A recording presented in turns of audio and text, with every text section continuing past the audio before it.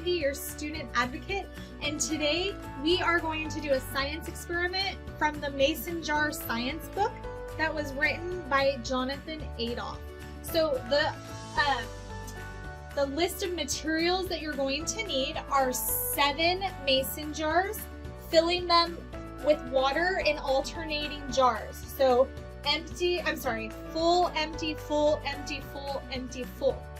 You will also need red food coloring. As you can see, we've already put it in.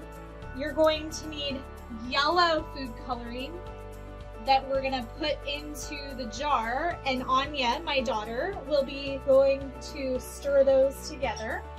And for the other water, you're going to need blue food coloring that we're gonna stick in there. Make sure you rinse or wipe off the fork before you stir the next jar of food coloring water. Okay, you're also going to need 6 paper towels that are turning into what we call wicks.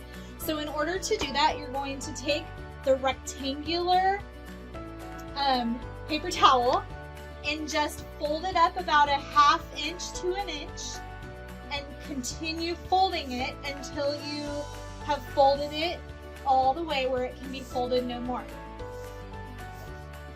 So now you're going to fold it in half so that it kind of makes an upside down V. And we're going to place the paper towels in the jars so that they are connected.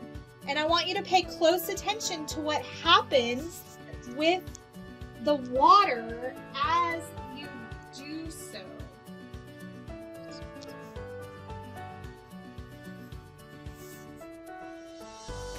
What do you notice, Anya, about the water as you place the paper towels in it? It's starting to climb up the paper towels and make the It's color. starting to climb up. I was going to say, what is starting to climb up in this? So the coloring is starting to color the paper towel, right? So this is going to take a few minutes, but I want you to pay attention to what's going on and what to watch for. So after a few minutes, you're going to start to see these empty jars are becoming filled with water.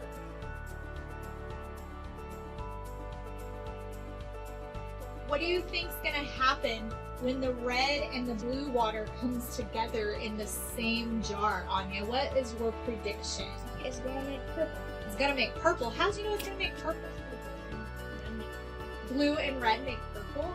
How do you know that? Because you're in art class. Okay, so what are red, blue, and yellow called in the color world? Who knows? Primary colors. And so you can use the primary colors to create new colors called secondary colors. We are going to put our video on pause and come back to you in a few moments when our experiment is a little farther along.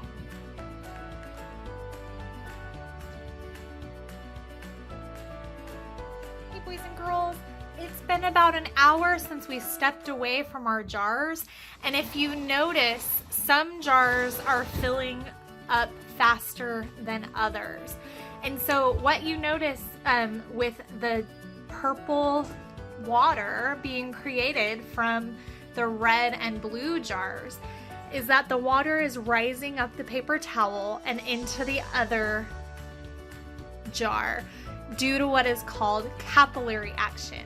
That's the same process that explains how the hairs of a paintbrush soak up paint, how plants draw water up through their stems, and how a polypropylene sports shirt wicks sweat away from your skin.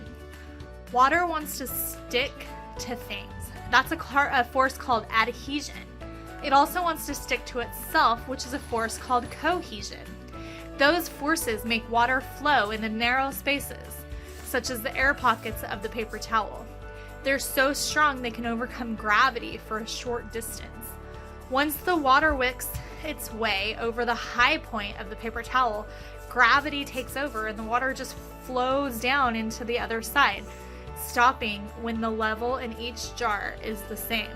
So let's take a look in a little bit to see what happens when the water levels are all equal.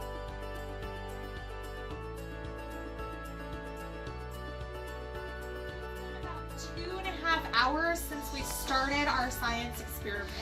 And as you can see, there are now different amounts of water in every mason jar.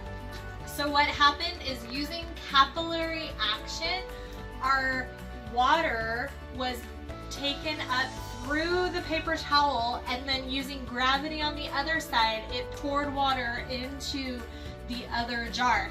When the red and blue mixed, it created purple water. When the blue and yellow mixed, we now have green water, and red and yellow make orange. And so this is a really cool science experiment. It's very simple, low cost, that you can do at home with your parents' permission.